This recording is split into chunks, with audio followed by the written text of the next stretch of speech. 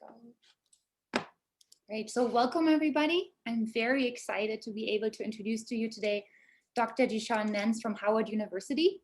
Dr. Nance received her bachelor in psychology at Bethune-Cookman College, MS in community psychology from Florida A&M University, and then she got an MA and PhD in clinical psychology from DePaul. She did her predoctoral clinical internship at Duke and a postdoctoral fellowship at Johns Hopkins. And now she's at Howard University, where she's an assistant professor of psychology. Her research has been published in many journals, and she has contributed to the National Dialogue on Race and/or Mental Health as a guest on multiple platforms, including NPR, Washington Post, National Geographic, and Yahoo.com. So we're really excited to have her here today. As you all know, increasing diversity is one of the core missions of MEDA, our Center for Materials Interfaces in Research and Applications. And we're so grateful to Dr. Nance that today she's taking the time to talk to us about the very important topic of imposter syndrome and STEM. So with this, I ask you to please welcome Dr. Nance, and I will hand it over to her. Thank you so much. Awesome. Thank you. Thank you. Good afternoon. I was going to say good evening, but it's 4 o'clock there. So good afternoon, everyone. Thank you so much for having me. Today, we're going to discuss the imposter syndrome in the field of STEM. So I started this presentation when I formatted this presentation. I was thinking about how I could make it interactive, but then also at the same time, how I can make it valuable, where you can take away some jewels, if you will. So towards the end of the presentation, my hope is that if you are an advisor, if you are a student, you will be able to take away some gems in regards to thinking about this concept of imposter syndrome, and even to turn it on its head a little bit, if you will, to kind of think about it outside of looking at it as an issue or a concern within the individual, but look at it more so from what are the systems that are in place that will perpetuate one to feel such self-doubt or lack of confidence. Right? So kind of have that in mind as we explore this. But we think about this concept of imposter syndrome. So my assumption is maybe you've heard this term before, but it really is this notion of self-doubt. Even when we think about some of our greats, if you will. So here we have Albert Einstein kind of thinking about this notion of greatness and saying this exaggerated esteem in which my life work is held makes me very ill at ease. I feel compelled to think of myself as an involuntary swindler. So we have Albert Einstein saying, okay, I'm great esteem, but for myself, I kind of view myself otherwise. And then we even have our great poet, Maya Angelou. She said, I have written 11 books, but each time I think, uh-oh, they're going to find out now. I've run a game on everybody and they're going to find me out. So that self-doubt, that anxiousness, that question of, am I competent, or a better question that you probably have experienced or someone who can identify with imposter syndrome have experienced is this notion of, do I belong? Are they going to find me out? This notion of my abilities are fraudulent in some way and I don't necessarily belong. So this construct is called imposter syndrome. It's where sufferers, if you will, are unable to internalize their accomplishments. So you begin to externalize your accomplishments. So it's nothing from your attribution to whatever accomplishments you have, whether it's your degree, whether it's a grant, whether it's any form of achievement related task, you deem it as something that is a fluke or something that you attribute, again, that is external to who you are. So it is an internal experience that you have, but you externalize the attribution to what that achievement is. So again, it's this notion of feeling intellectually fraudulent, regardless of your level of success. Research have shown that very accomplished people tend to feel the sense of imposter syndrome. So again, regardless of your level of success that you've achieved or external proof, no matter how many grants you have, how many publications you have, how many awards that you have, is this internal sense of, I don't deserve this success, right? So the proofs of success are dismissed as luck. I was lucky. I'm likable. People tend to like me. right? So where did this concept come from? So in the late 70s, we had two psychologists. And in their private practice, what they found was that very high achieving women would come in and they would have this sense of self-doubt, this notion of feeling as if they did not belong within those environments that they were working in. And so what they found was that it was this fear of failure. And it was a pattern. And from this pattern, they began to label this phenomenon, this behavior of this imposter. And it's a close cousin, if you will, to stereotype threat. You've probably heard of stereotype threat with Claude Steele and his brother in the conceptualization of stereotype threat, which hinges on this notion of achievement and performance related task. But the stereotype threat is essentially this notion of the stereotype affiliated with a category that you identify with. So, right, we have different categories that we may identify with. So whether we identify with when it comes to racial identity, whether it comes to gender or sexual identity or orientation, whether it comes to religion, well, these different intersections of identity, if you will, how they manifest and come forward, other individuals outside of the group that you identify with will have various stereotypes. And in the midst or in the face of these tasks where your stereotype for your particular group that you identify with, there's a negative stereotype. There's a stereotype that you won't necessarily perform well. So let's say for a stereotype, if we look at we look at gender as a dichotomy as male and female, we're going to limit our view of that from that perspective. Then the construct is essentially thinking that women, those who identify as female or women, are less likely to achieve in the sciences, right? And then there are certain stereotypes as it relates to different racial groups. So it's the notion that that stereotype is a threat in the air when it's time for you to perform. And because that threat is in the air, it does not allow you to fully work to your capacity or to fully show up and be present and let your abilities really show up for themselves.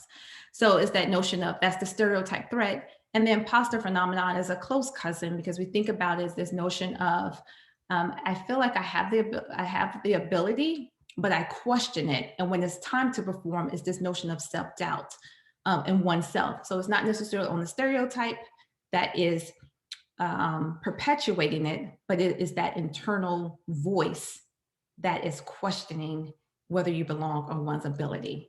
So I want you to join me in a quick survey. If you can minimize your screen and go to Poll Everywhere and take this survey.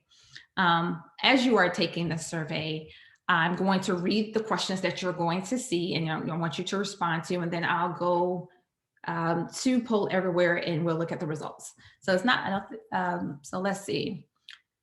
Questions are, do you tend to feel crushed by even constructive criticism, seeing it as evident of your ineptness? The next question is, do you believe that other people are smarter and more capable than you? Do you sometimes shy away from challenges because of self-doubt?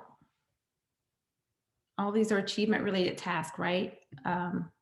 Do you live in fear of being discovered or unmasked? Let's see, and we have a total of 9 questions. Thank you for providing the link, someone. The next question, and it is up here too, to complete the survey, go to pollev.com/JashawnMance592. It's right here on the slide as well. Okay. So these are some of the questions. And then there's a total of 9 questions. I'm going to give you just a couple of minutes, 1 minute or so, just to finish that poll, if you will.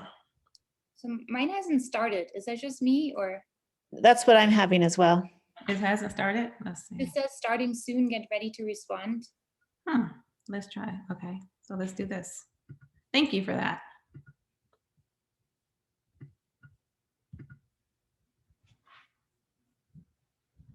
Now it's starting. Now it's starting. Okay.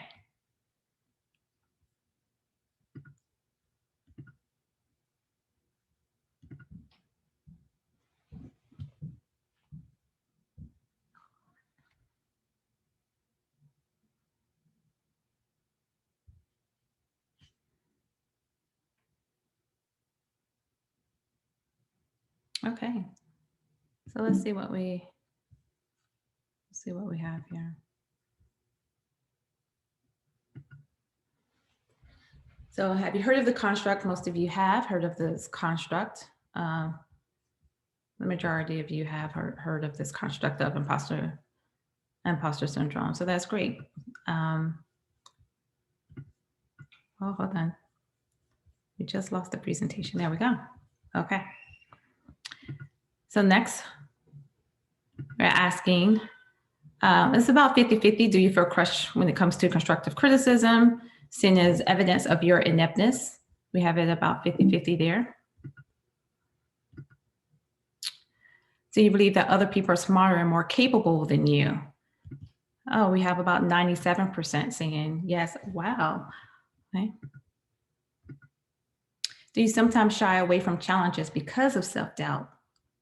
About 58% says yes, 42% say no. Do you live in fear of being discovered or unmasked?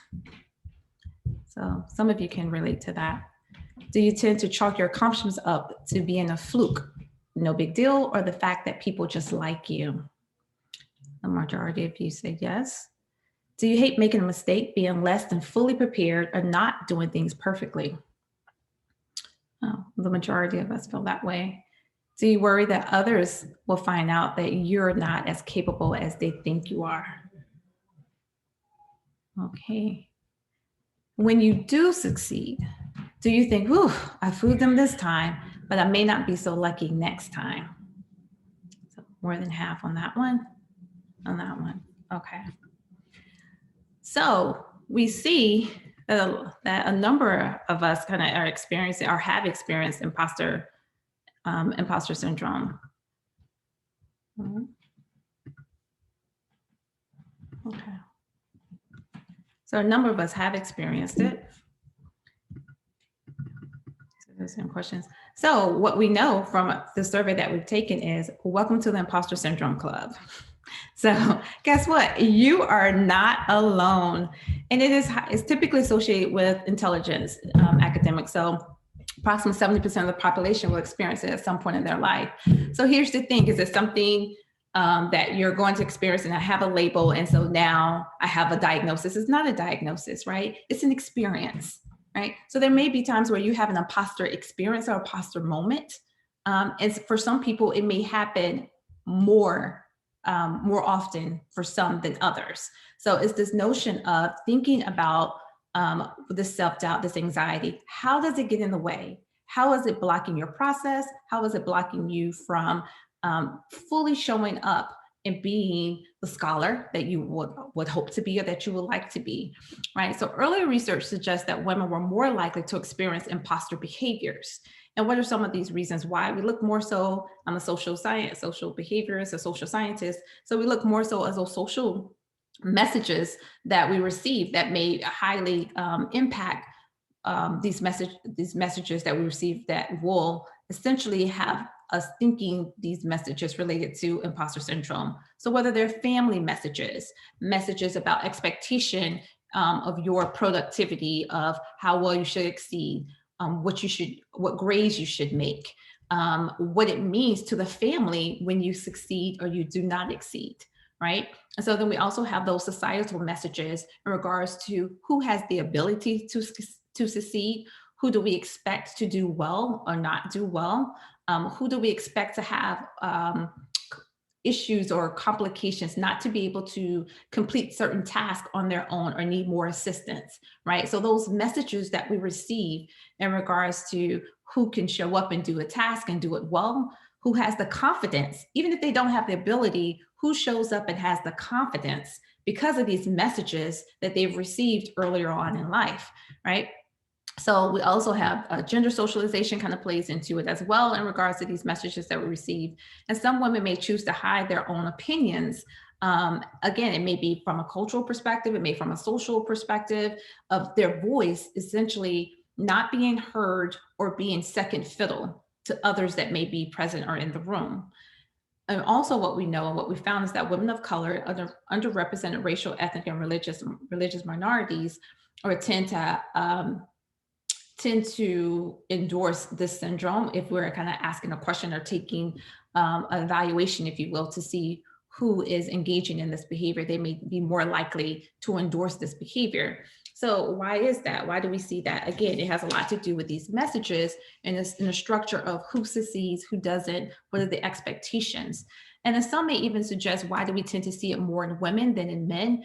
Some have even tried to kind of look at it from a biological standpoint and looking at whether it's from associated sex hormones and kind of involving this pathogenesis of the imposter syndrome. That may be a bit of a stretch, but I think it's more so we look at it from a socialization standpoint that may kind of better identify what some of those issues of kind of self-doubt and worry that one may have as it relates to imposter syndrome. So here's the thing. This is what imposter syndrome this is what it may feel like. So what you know, maybe this small circle, and it feels like everybody else knows so much more. But you know what? This is the reality. The reality is what others know and then what you know is essential. And then there's everything around where we have the ability to kind of move in different areas of what we know, what we don't know, what we learn, what we share. So the reality and versus what we tell ourselves don't always align. And here's the thing, when we think about what we know and what we think others know, kind of underlying that is this notion of comparison. I love this quote by Theodore Roosevelt that says, comparison is the thief of joy. What does that mean? What do you think about that? Comparison is the thief of joy. Because the reality is that you probably belong in your own boat, on your own band, marching to your own drum. And that is okay. Because the gifts that you have and the knowledge that you have, the way that you view the constructs that you're studying, it's only from your perspective, right? And what I mean by that is you bring the nuances that you bring in how you develop this construct, how you write about it, how you view what questions you're asking about the construct. They're very different, and that's what you add. So knowing that you will add something different does not mean deficit. So kind of understanding and valuing differences will essentially help us to reconstruct this notion of imposter syndrome. But part of the research, when we're thinking about characteristics of the imposter syndrome, they view it as a cycle. So we think about this cycle of imposter syndrome. So we think about it kind of starting with this notion of feeling like a fraud.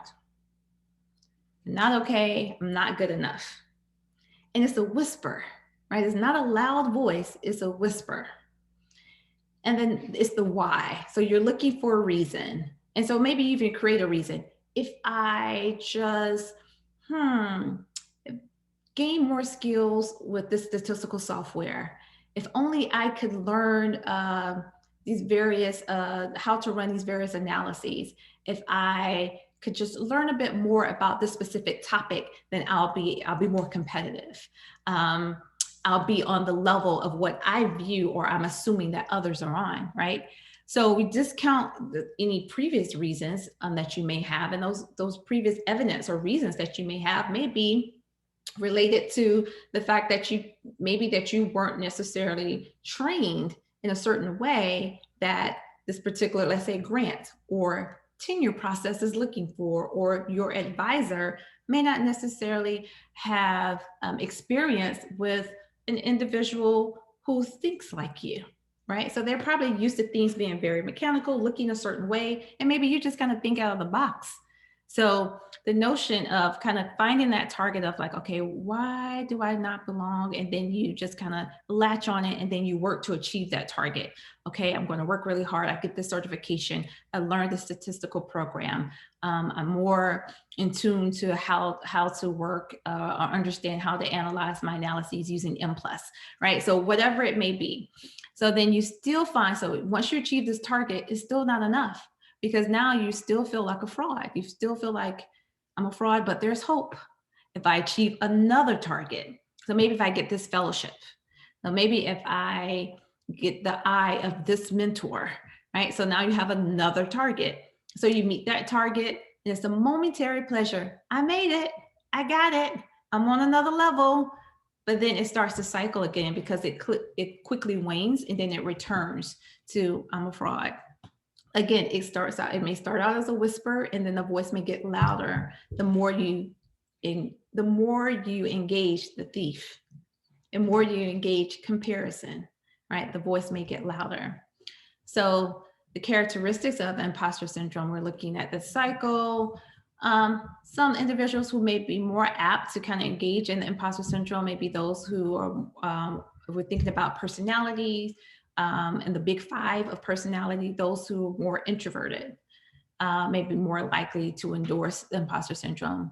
Those who have a fear of evaluation, this fear of failure, fear that whatever I do, however I perform, I'm being judged, right? And there may be some truth to that, right? It may absolutely be some truth that you are being evaluated, right? How your performance is being assessed to determine whether, if you're a graduate student, to determine whether you will make the next milestone within your program as you are pursuing your degree. But there's also, it goes beyond that, that fear of evaluation is that fear of I'm going to fail, and what does that mean about me? How do I now internalize that I didn't make whatever this achievement, or I didn't get, that I didn't meet this goal that I was expecting. So now there's this internalization that goes on, and really what underlies all of that is anxiety. So let's really kind of talk about what's going on. So it may be that underlying anxiety that may be going on as well. Okay. I was looking at the comments. Someone said the image is very zoomed in. Is it still that way? Is it still very zoomed in? Nope. Okay. That's good now. Okay. There may also be, there's this guilt about success. And what does that mean? So that means that, let's say, for example, you receive this grant. Maybe it's a training grant because you're a graduate student and you receive this grant. But in your mind, you feel like there are others that they write better than me. They are better when it comes to understanding certain theory and how they conceptualize and how they write. And so you have this guilt about, maybe I don't deserve it, someone else deserved it. So that's part of the characteristics of this imposter syndrome, and just difficulty accepting positive feedback. Have you ever met a person that way? Or maybe that's you. Someone gives you a compliment and you try to essentially quickly negate that compliment instead of just saying thank you. Like, oh, it was just luck, or just having a great day. There wasn't that many people in the competition. So it's just quickly of trying to explain it away. And sometimes you're overestimating others while underestimating yourself. You overestimate another's ability and what they bring to the table, and not really identifying what you bring to the table. It makes me think of, I read a book to my son every night. It's called Hooray for You. And part of, in the book, it says the you-ness of you. So it's this ability of kind of identifying what you bring. And also the reality is sometimes we have a skewed definition of intelligence, right? The skewed definition of intelligence can range from a number on an IQ test, right? So you have this number on this IQ test, and how we conceptualize intelligence, that you're able to do very well in certain domains. So in certain cognitive domains, so whether it relates to your processing, your long-term memory, short-term memory, how you recall, how you encode information, the way, so all of that we deem as forms of intelligence, right? Crystallized versus fluid intelligence. But there are all other ways of kind of identifying intelligence as well. Those individuals who are more emotionally in tune. So they have this sense of kind of knowing and picking up emotion and reading a room, and they do it very well. There's a sense of intelligence about that. There are many people who, when it comes to an IQ score, they do very well. But when it comes to relating to people, they just cannot do it at all, right? And part of that comes into play in regards to how do we relate to individuals who may feel on the outside? Because that's really somewhat aspect of what this imposter syndrome is. I feel like an outsider, right? I feel like I don't belong. So let's look at the psychology of imposter syndrome. We can think of it from the notion of structural and institutional racism. And you may say, well, what does that have to do with it? There are systems that have certain expectations, and they are built on a hierarchy. And where you fall based on your identity and how you identify. So as a Black woman, how I identify, my identities are essentially as a Black woman. heterosexual woman. That's part of my identifiers. So where I fall on the structure of identity and the structure of a hierarchy that's been formed based on societal preferences and society expectations will dictate when I walk into the room, the assumptions others may have of me. So now I may have the perceptions, what others may have of me, if I internalize that, because there's some people who don't internalize it, so it doesn't impact for them. And there are others who internalize it. And when they internalize it, when they're attempting to engage in different types of achievement related tasks that hinge on identifying their value, their intelligence, whatever that measure of value is for whatever discipline you're in, the structure may be that the goalpost changes every time that you make an achievement or isn't valued or is questioned in some way. The value of your scholarship is questioned in some way. My scholarship focuses on child traumatic stress, trauma, racial trauma, and various issues in that manner, right?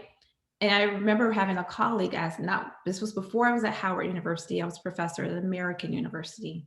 And I remember having a colleague asking me at one point in time, because I do community-based research, that research that you do with people. I mean, we all know that's not real research, right?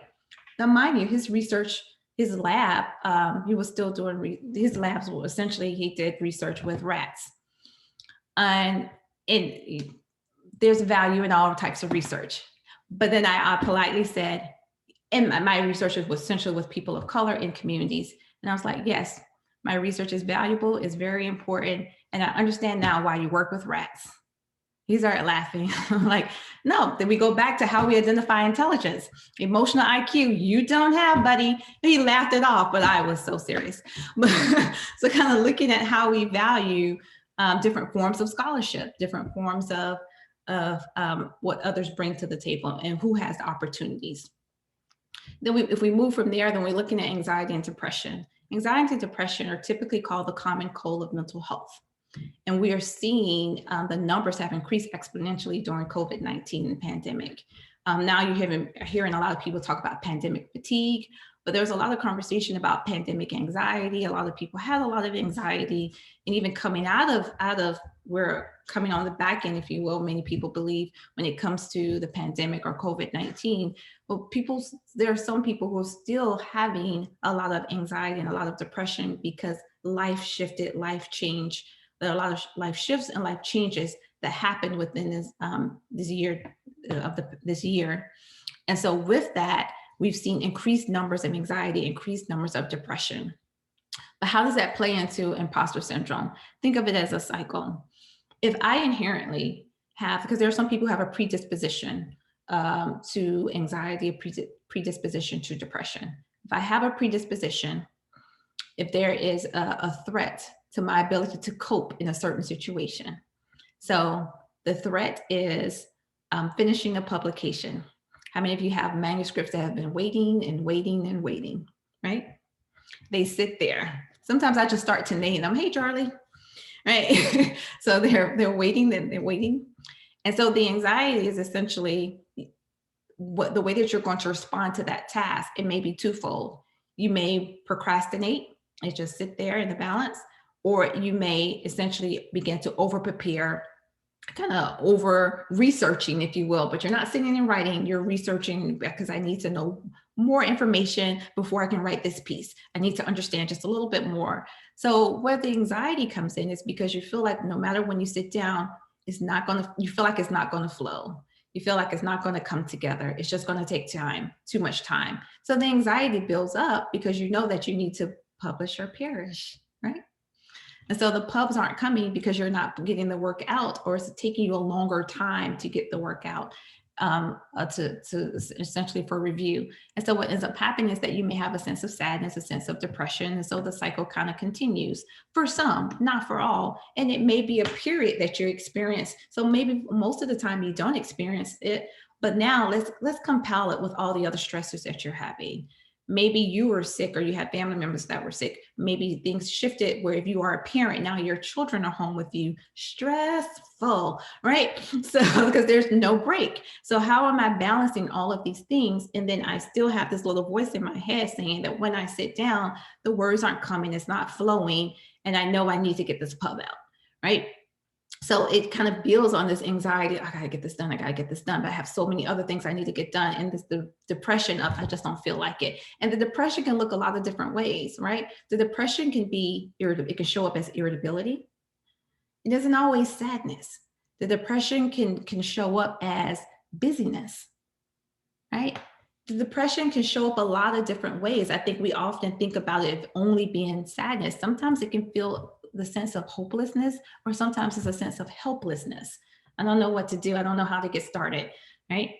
And so sometimes we may also have this low self-confidence that also kind of understanding this notion of imposter syndrome. I'm just not confident that what I will produce, how I will show up will be valued or will be enough, right?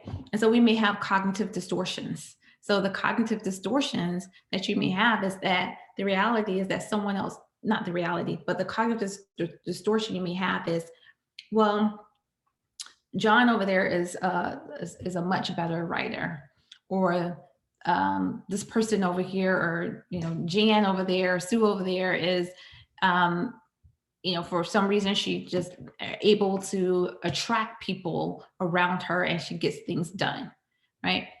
And I'm just not that person. I'm quiet. I'm shy. I don't want to be the center of attention, right? So these cognitive distortions of everything that you're not versus viewing yourself of everything that you are. So maybe you don't like to be the center of attention, but your work can definitely still speak for itself, right? Like putting your work out there, knowing that what your strengths are. So maybe you're not the person that's going to, be on every clip when there's a time for someone to be interviewed about a certain topic, or maybe you're not the person who is going to who wants to lead a certain committee, but you are the person who has different and varying ideas, who thinks outside the box, right? So bring that to the table and understand that that is valued, and kind of it is valued just as much as the other aspects that are bringing to the table. Also, the psychology of imposter syndrome, we think about attribution styles. And what we know from the research is that, particularly when we're looking at studies related to gender, when we think about attribution styles, women were generally more likely to internalize mistakes and criticisms, whereas males were more likely to look for reasons outside of themselves. So for example, they'll think, the teacher didn't give us enough time to study, or I wasn't given enough time to kind of really understand that. The other team cheated. These are the different things. So it's these external attributions, whereas women may be more likely to kind of look at the inner core of what is kind of discounting themselves or their abilities, or kind of internalizing the mistake. Based on the research, what we know are there are 5 types of imposter syndrome. I'm going to read them, and as I'm reading them, I want you to kind of think about, and you can put it in the chat where you think you belong, or would you fit in any of these, or maybe they don't relate to you at all. And do know you can fall in more than one category when we think about these different types of imposter syndrome. So we have the perfectionist. So the perfectionists, they set extremely high expectations for themselves. And even if they meet 99% of their goals, they're going to feel like failure. Any small mistake will make them question their own competence. That's the perfectionist. Then we have the expert. The expert feel the need to know every piece of information before they start a project. And they constantly look for new certifications or trainings to improve their skills. They won't apply for a job if they don't meet all the criteria in the posting, and they might be hesitant to ask questions in class or to speak up in a meeting, or they're afraid that my question is going to be stupid, or I should already know the answer to this, so I'm not going to ask the question, right? Then we have the natural genius. This is a person that they have to struggle or work hard to accomplish something, when they have to struggle and when they have to work hard to accomplish something, they think that they aren't good enough because they're so used to things kind of coming naturally to them. So when they have to work harder, they begin to kind of question themselves and they think they're not good enough. And they're not used to their skills. They're not used to having to work hard, and they're not used to their skills not working for them, right? So they're not used to have to put in that extra effort. So they begin to kind of question themselves. Then we have the soloists. They feel that they have to accomplish tasks on their own and that they need to ask for help. And if they need to ask for help, then that means that they're a failure, they're a fraud. So that's the soloist. I should be able to do this. I shouldn't have to ask for help. I should be able to get this. Why is this coming so hard for me? Then you have the super person, Superman, Superwoman, super person, where they put themselves to work harder than those around them so they can prove that they are not imposters. So this is a person that's going to go above and beyond. And it's probably the person that's going to say yes to everything because they want to prove that, hey, I belong. But they're proving that to essentially almost to a fault of their own, not allowing themselves to essentially say no and to choose wisely the different types of tasks that they would want to engage in, are essentially the types of projects that they want to engage in. So let's talk about imposter syndrome in STEM. So there was a study. It looks more so, it was a qualitative study actually, and they began to ask questions about this notion of kind of imposter syndrome. When does it show up? How does it impact one's identity, like how one identifies within their respective programs? And so essentially what they found was that a lot of times there were unrealistic and unsustainable definitions of competence, right? So what was considered competent, what was considered valued, were essentially unrealistic expectations. So this expectation that you're going to always be producing 100% was unrealistic at times. And so there were a lot of occurrences that they had these imposter syndromes, and they often attributed to these, they internalize them. So they often attribute to this kind of inability to be able to understand, to conceptualize, not being as smart as others. And it impacted their identity in regards to being whether it was to be a researcher, how they view themselves as a scholar. So they began to kind of question that identity within their respective fields. And so the take-home message was that kind of managing their expectations of themselves in regards to how much to take on in a task, and managing the expectations of knowing when to assess and to adjust. So the idea of how do I move from an imposter life to an imposter moment, right? So how do I move from this sense of always feeling inadequate, always having a sense of anxiety? My anxiety is in the driver's seat. How do I move from that to just having these moments where I may have self-doubt? Because that's life. You're human. We're going to have a human experience, right? So I assess and I adjust and I manage my expectations for myself, and I manage my expectations of my environment. What can my environment provide for me? And what can I provide for my environment? And I manage those expectations, right? So what we see is that a lot of times the numbers are skewed when it comes to imposter syndrome and women in STEM. And we look at the percentages of women who in STEM and what they report of kind of having to provide more evidence for their competence, or their colleagues have suggested that they should work fewer hours because they have children, or when they are at work, they find themselves pressured to play a stereotypically what they call feminine role, and things of that nature. So what we know is that 24% of STEM jobs in the US, they belong to women. Men outnumber women in these fields 5-1, and about 75% or higher of students in specific STEM majors like computer science are male. So we see that the numbers are skewed when it comes to STEM and women in STEM. And so there's a difference. So when we go back over here and we're looking at these stereotypes, and here they even look at it by race and how the endorsement of it, of these different types of stereotypes, that goes back to that notion of when we're looking at structural, kind of these structural institutions, if you will, of how we view things, how we view people.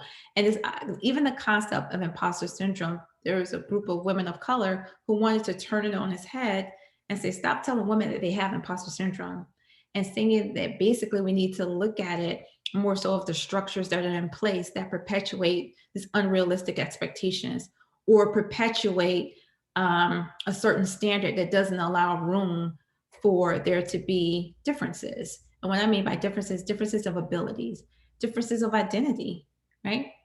And it's a really interesting article. It's a really good article if you get a chance to look at it. It's through the Harvard Business Review of Stop Telling Women That They Have Imposter Syndrome, and really saying that when we conceptualize this notion of imposter syndrome, we were not having conversations about the intersection of identity. We were not having conversations about structural racism, and we were not having discussions about just identity and how it impacts the way that one is perceived and how one may show up, right?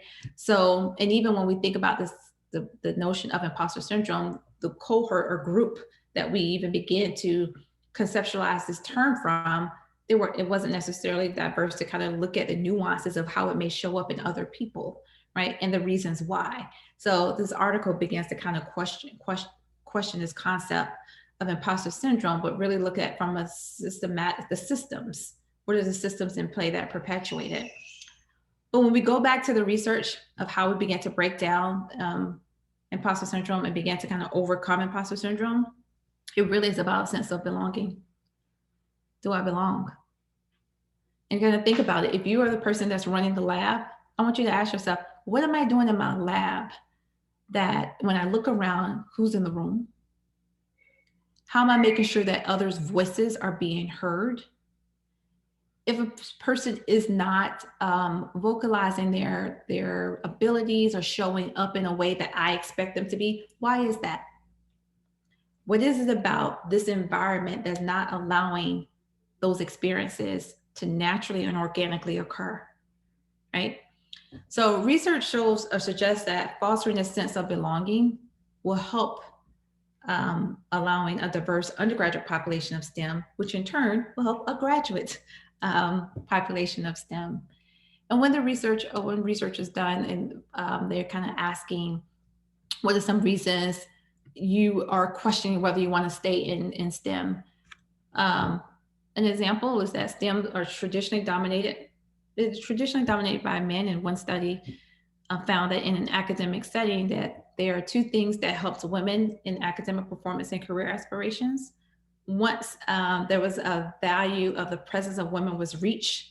So essentially, once it became the value of the threshold. So let's say within that particular department, the value for the threshold of women was like, okay, as long as we have 2, we're good, right? As long as we have 3, right? So once they hit that threshold was reached, academic performance, once we had more, like once we got beyond that little threshold and we got, say it's 2, so now we have 3 or 4, the more there was a presence that others can see themselves, representation, the more the performance improved. So the other issue was when there were fellow people with with similar aspirations, there was there as essentially as a model. So essentially when you have a model and when you have the presence, so it's just the others who are there in a cohort, and then you have the presence of essentially those who are in a higher position that you can ascribe to, if you will. So this isn't saying that you shouldn't interact with people outside of those who fit the same demographic bubble as you, but it emphasizes the need to feel like you belong, like you can contribute, like you are valued. So if you do not have these feelings of belongingness, then it doesn't mean that it's not true, but rather that you are maybe you're just interacting with the wrong people, right? So when we think about this notion of kind of the sense of belonging, it may not necessarily be that there's a lack of ability, a lack of interest, but what may be prompting students to kind of say, well, maybe this isn't for me, it has everything to do with maybe the culture, or what are the criticisms or practices or attitudes. I did a presentation related to imposter syndrome with some students of color at Howard. Well, of course, when I say of course at Howard, because I think people assume because it's HBCU is not diverse, it feels like it's maybe all people of African descent, but that's not true. HBCUs and minority serving institutions are very diverse. But a lot of them say, well, what should I do if I have a professor that is very dismissive, right? And this was a female student of color who was asking this question. She was like, I asked a question and the professor essentially is dismissive, as if like it's a stupid question. And so this notion of how do we begin to kind of overcome the imposter syndrome? So maybe we began to kind of label and know the signs, begin to kind of know yourself, know when those feelings are beginning to rise in yourself, so that you can begin to kind of reframe those thoughts that you're having, kind of be consciously aware of your imposter self-talk and begin to change it. So we call that cognitive restructuring those thoughts, those negative thoughts that you have that are coming up. I can't do this. I can do this. It may take me a little longer, but I can get through this. I'm not as smart as my colleague. I bring something different to the table. I belong here. I have a degree just like you have a degree. I have the title like you have the title. Like, you have to do the self-talk. Learning how to value constructive criticism. So we have to separate the feelings from facts. The feelings can be really strong, but they're not facts. They can feel like facts, but they're not necessarily facts. Learn from others, track your success. That's very helpful, because sometimes we forget how successful we've been because the voice in our mind is telling us that we don't belong. So we track our success and build a mentorship circle. You're not going to get everything from everyone. And if you are the mentor, essentially encouraging your mentees to kind of find other people that may complement what you're able to give to them or not give to them, right? So kind of encouraging them to build this mentorship circle and learning how to embrace positive feedback. If you are one that is a mentor, what you can do is encourage your students to focus on factual evidence regarding their academic performance and helping them to set realistic expectations. For my students, I sit down with them and we make a strategic plan each semester. So they have goals for the academic year and they have to break it down per semester. And I sit with them to see what goals are realistic given the time frame, knowing how you work. And essentially, I have one student, she has highs and lows. And because of those highs and lows, I know you're most productive at this time of the year, because I track their success. You're most productive at this time of the year. It kind of dips here. So let's kind of give you different responsibilities based on most productive. And when you're not, and when you're not productive, give you other tasks. So kind of setting realistic expectations. As the mentor advisor, you are impactful. So give your trainees an opportunity to find other mentors to help in areas that you don't feel qualified. If you know that's not your area where you're qualified, to really kind of give them that professional development, because maybe you're the person that, hey, when it comes to the science, I got you. But when it comes to networking or telling you how to engage in other avenues, that's not me. Well, share your networks. Share the network. Help them build a mentorship circle. And your words can derail confidence or even a career. What you say can have lasting impacts on your trainees. You're human, they're human. Always remember, they're human. That means they feel. And you may not always feel, but some other people do. So just in case you're one that may be emotionally challenged when it comes to reading others, and that's fine. Everybody has their strengths and everybody has their areas of growth. The reality is, just be human. Be human. Kind of think about what you're saying and how you're saying it, right? And I'm trying to think about our time. How are we doing on time? You're still good. Okay. So we close around 5 with some time for questions, but you're still good. Okay. And I only have maybe about two more slides left.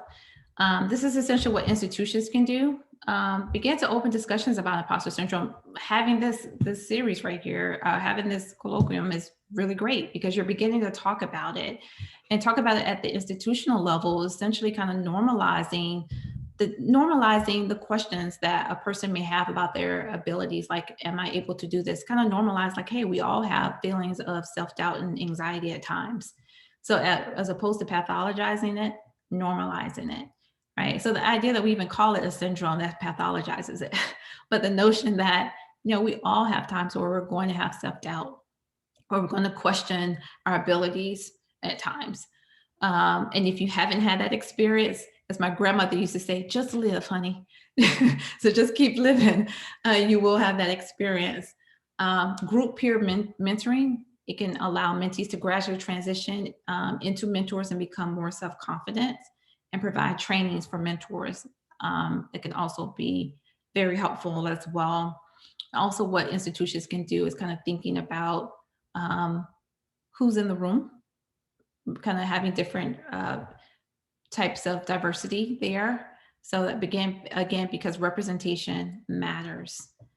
But most importantly, when we're thinking about imposter syndrome, self-care, you have to take care of yourself. You can't pour from an empty cup. You have to take care of yourself. So you have to be kind to yourself, not be so self-criticizing, self-judgmental. Have affirmations. Build a team of support. We all need a team that's going to cheer us on, and going to telling us that, hey, we got this, you can do it. Because particularly when we have those moments of self-doubt, build your team of support, share your accomplishments and celebrate you. Even the small accomplishments. I don't know what your writing, how your writing schedule is set up, but I have it where I will, if my goal is just to get through a certain section, then I will have a reward for myself at the end. I will celebrate myself. Whether it's, I have a writing buddy, I'll text and say, I got that chapter out the way, girl. Like, I have my writing buddy, I have my person I check in with. It helps. It just celebrates the little things. As my son would say, hooray. And so I would go and just say hooray and just celebrate the little things. Like, I actually picked up the document and I read over it because it's been sitting for 3 or 4 weeks, but I actually picked it back up again. Hooray. Like, celebrate the small things. Back in the day, it would be a walk to Starbucks, but that was before. We're not on campus anymore, so there's no walking to Starbucks. But it would be those little celebrations, right? Self-reflection and journaling. That is it's very therapeutic. Journaling is very therapeutic. It's something about that cognitive process of reflecting and putting the words out, and it allows you to kind of filter and kind of understand your experiences a bit differently when you have opportunity to put it on paper and journal. And it's actually used part of narrative therapy, that writing process. Also part of self-care, mark it in your calendar and keep the date. It is just as important in whatever meeting that you have to make. Just secure it and protect your time. You protect your writing time. You protect your time with your classes, prepping your writing time. Protect the time when it comes to taking care of yourself. Even if it's just that 15 minutes, I will protect my time. I hide from my kids. Yes, I do. Because that is my time. I protect my time. I keep the date. And if you can, sleep is really, really important. A lot of times we don't do it because we're either working really hard or because your body just is essentially in angst and it's hard for you to relax. So get the sleep. It helps to reset everything, and it helps you to kind of think more clearly about your experiences. So engage in self-care. It definitely will help with imposter syndrome. So at the end of the day, just tell yourself, you belong. You do. And one of my favorite authors, Audre Lorde, if I didn't define myself for myself, I would be crunched into other people's fantasies for me and eaten alive. What that says when it comes to imposter syndrome, define yourself for yourself. Stop comparing. It's the thief. Too much has already been taken away from us already. Who needs the other stuff? That's it. Great. Well, thank you so much. That was really awesome. We have some time for questions. I'm sure there'll be questions, especially students, if you have anything. I already see the first hand, so go ahead, John. Okay, I'll start off. Hello, I'm John. I'm a grad student here at NAU in physics, and my question was, feeling like an imposter is very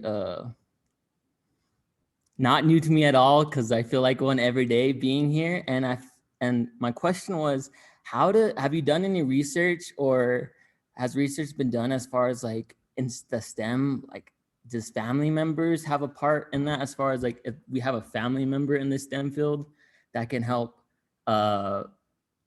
like combat that imposter syndrome that we feel? Because I'm the first college student in my family. I've never had anyone near this level. So I feel like just having someone at home that's my family, I feel like this feeling that I have maybe not be gone, because that is all have to do with our characteristics that we have ourselves, but it will just help combat it a little bit. Has there been anything done, like maybe on research of imposters that have like a family member or two family members, not like a whole family that's gone to college maybe? I mean, that's a really great question. I mean, there's research related to essentially first generation college students, right? And so essentially the idea of kind of building mentorships and supports.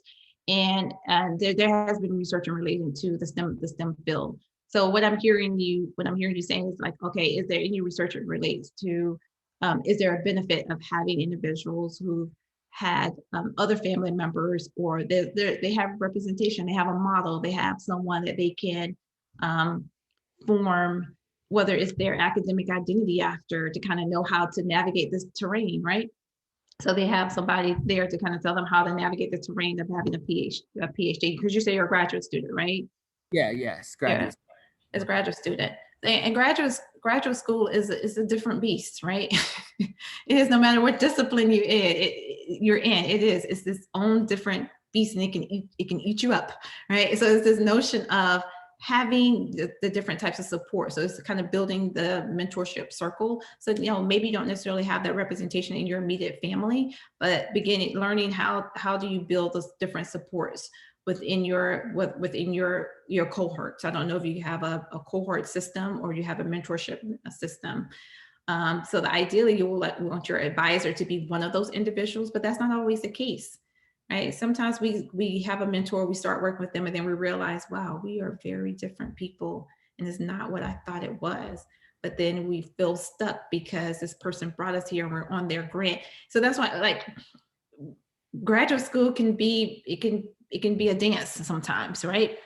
So I think, yes, there is research in regards to first generation college students, level of supports that they have, and what ability, essentially how well they will succeed in different fields, and specifically as it relates to STEM. And what we do know is that when there are more supports, then they're essentially it goes back to the sense of belonging, the research related to the sense of belonging, that they tend to fare well or succeed, or essentially fare better, if you will.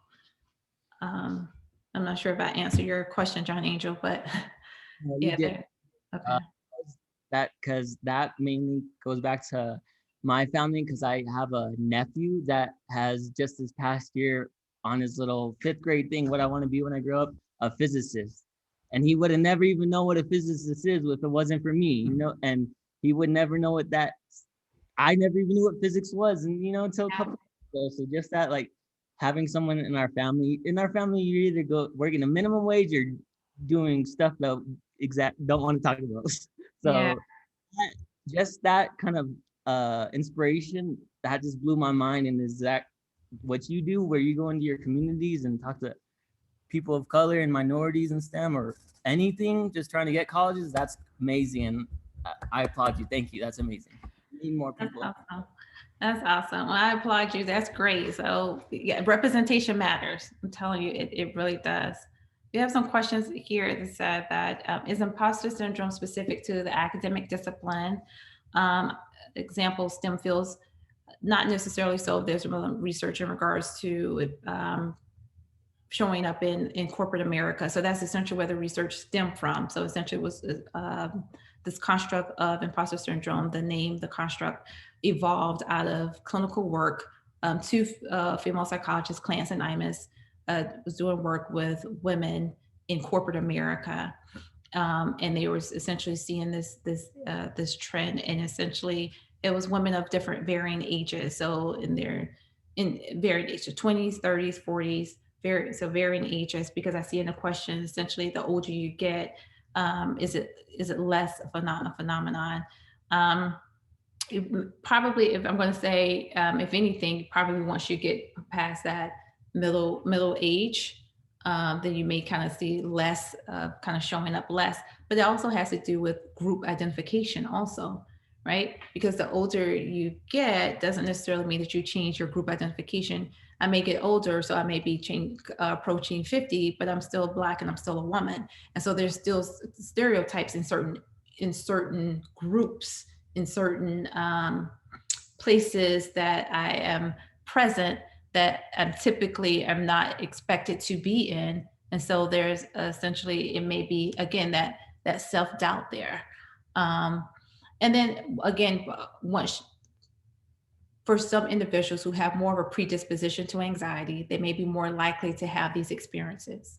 If you're one that tends to manage or have come to the point where you're better able to manage any type of anxiety that you have, or even feelings of depression, then you may be less likely to have these experiences as you're getting older. Because what we know about personality research, it kind of stabilizes after we get to a certain age, right?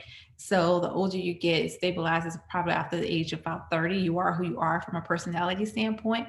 And it definitely levels off at like 70. You're not changing. I mean, you got 70-year-olds in your family. They are not changing. Don't even try it.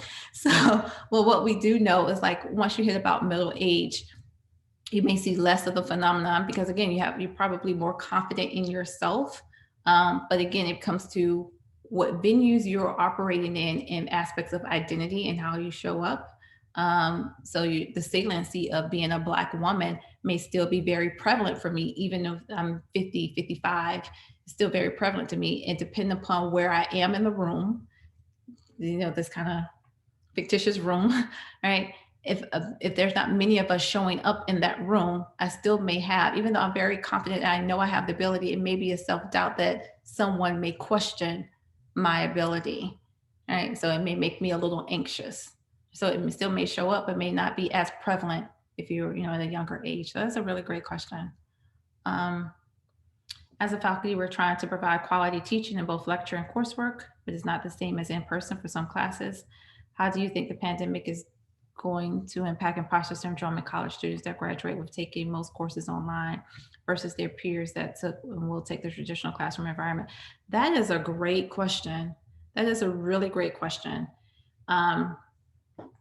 In trying to stay in alignment with this question that you're asking, and kind of give an example of having students really kind of question this. I teach clinical assessment for the graduate in our doctoral program, clinical psychology doctoral program. And so I'm teaching students how to administer intelligence tests, personality tests, achievement tests. And so because of the pandemic, typically there's a practical component where we're working in local schools and they are actually administering psychoeducational evaluations for determination for special education for different schools, primarily students of color, but they're not having that experience. And so even though I'm doing my best to make sure that they are having, that their training isn't compromised, the reality is that it is, right? So no matter how much I am attempting to provide these experiences for them, they are even questioning because now they're applying for externships for their next clinical year, but they don't have that testing, that in-person testing experience. And they are questioning, going on interviews, they are prepping with me, and they are essentially wondering, Andy says he has to leave. Bye, Andy, thank you. They're questioning whether they will be competitive. So I think it is going to show up. I think people will question, the quality, not necessarily that we as professors are not necessarily doing a great job, but it's more so of what they've been able to take away from this learning experience. Even with my clients, my young clients in the private practice, one little 7-year-old, she said it the best. She said, I start to act up because when I'm in person, I get more attention. And so I'm able to understand things better. But now that they're online, the teacher isn't able to really see all of us. So there's certain things that I just don't understand. So I just do whatever I want to do. Right. So it's that reality of kind of like that in-person instruction. You're able to kind of understand the material just a bit differently than kind of that online experience. It's just very different. And so I even have students kind of questioning that for themselves. Okay, I'm going to talk. I'm looking at the comments.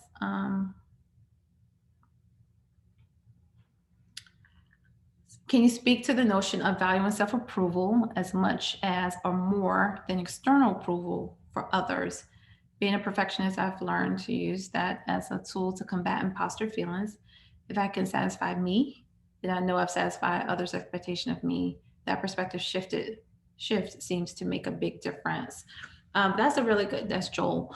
I mean, that's a really, really good strategy. But yeah, I mean, as part of that kind of that not necessarily the attribution style, but that has a lot to do with kind of finding your niche or finding your strengths, right? So there are some people who are able to kind of focus on that more, and they use that as I call it cognitive restructuring. So when the negative thoughts come, or those thoughts that are telling you that you're not that you are not as great as the next person, or someone has better skills. So you're looking for that external evaluation of kind of comparing yourself to another, is that notion of kind of turning on the voice of restructuring that thought process. So how do I restructure it? And I look for that approval for myself. I'm doing great. I'm doing great things. I bring value. So I see that as kind of that restructuring.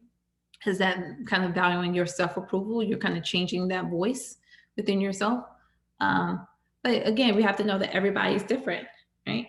And there's some people who may be more prone to imposter feelings than others, and that's fine too, right? So what may work for one may not work for another. But I think that's a really good point, Joel. You're saying you value your self-approval more than the external approval. But that's a skill set. It takes practice. All right. Well, thank you so much. I really, really enjoyed your talk, and sounds like lots of people did. And we could keep going. We'll probably have to call it, but yeah, thank you again. So for those of you who are still here, let's thank our speaker, and then we will see you next week. Okay. Thank you all. Bye, everyone. Bye. That was just tremendous. Thank you so much. I'm going